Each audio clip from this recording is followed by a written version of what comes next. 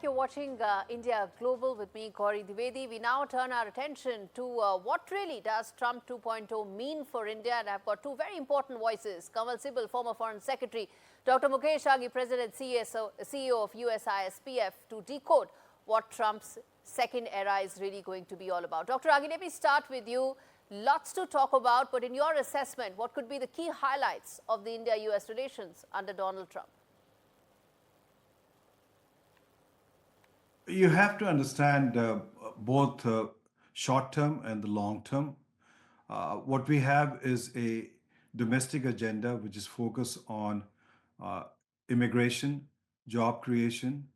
And so, from that perspective, India will get impacted because we have third largest illegal immigrants coming into the US. So, the Trump administration is going to ask some kind of a game plan as to how India will take back these illegal immigrants. In regards to basically job creation, it is important to understand tariff is going to be critical.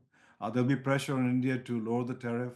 There'll be pressure on India to see how you can basically get more job creation happening in the US itself. So I think from the short term, that is the agenda I see. But in the long term, you have to understand that geopolitically, both countries are aligned. You have basically a nation which is China, which has taken a very aggressive, assertive posture both towards India and the United States. So there'll be much more stronger collaboration between US and India vis-a-vis China. That will percolate into short-term issues as to how do you basically move manufacturing out of China into United States. But overall, it has taken 40 years for manufacturing to move out of the US. So it will take a long time for it to come back. And that's where India can play a role where it can take some of the manufacturing load for the US while the US basically brings in more high-end manufacturing. So I think there will be a challenges, but opportunity between the two countries as Trump administration comes in. Okay, Dr. Aghi, before I come to the manufacturing part, Kanwal Sibal, come in on the China aspect. What will really be India's relationship as US tries to ensure that it doesn't let China rise? At least that's what Trump's goal is going to be. Look, on China, he's been sending contradictory signals. The only person that he invited in public officially to the inauguration was President Xi Jinping, no one else. And just before his inauguration, he spoke to Xi Jinping. And obviously, some conversation took place, which was reassuring to the Chinese side. They sent their vice president. And the vice president apparently got a meeting with J.D. Vance. Maybe this was one of the conditions that was laid down. On the other hand, in his inaugural address, while referring to the Panama Canal, he specifically mentioned China, how this has been handed over to China, and this is not acceptable to Trump. And the Chinese vice president was sitting in the audience while he was saying that. He had earlier said he'll impose 100% tariffs or 60% tariffs on China. On TikTok, you've seen how he has set back. Clearly, this was part of the discussion with Xi Jinping in order to create a more conducive atmosphere for the vice president to visit. He wouldn't have liked to visit on the morrow when TikTok was excluded from the American social media scene. Therefore, he delayed it by 75 days. All right, Dr. Aghi, how much of a bump up will India get with regard to manufacturing, and what could be Elon Musk's role in this tenure, especially for India and for manufacturing? See, Trump administration sees manufacturing as a job creator.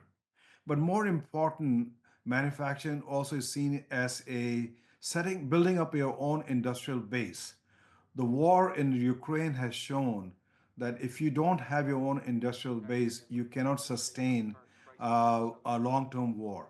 So US has to bring back manufacturing from a geopolitical perspective also. So you will see a major effort. The challenge is going to be is Elon Musk has his own interest in China. It has a mega Tesla plant there. And so you have to finagle that while you move manufacturing back into the US. And we've seen that happening with Apple.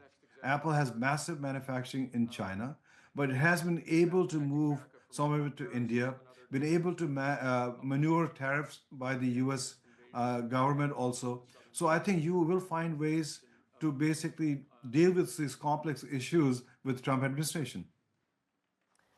All right.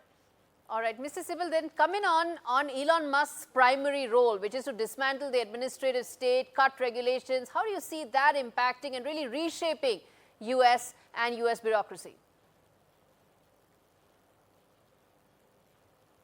No, so far as the deep state is concerned, this is an internal US problem, and he has to handle that. If he controls the deep state, there can be some indirect benefit to us to this extent that we also believe that while the Biden administration was working hard in many areas to expand ties with India, but there was a part of the US deep state which was working at cross purposes with the US administration and creating problems for us.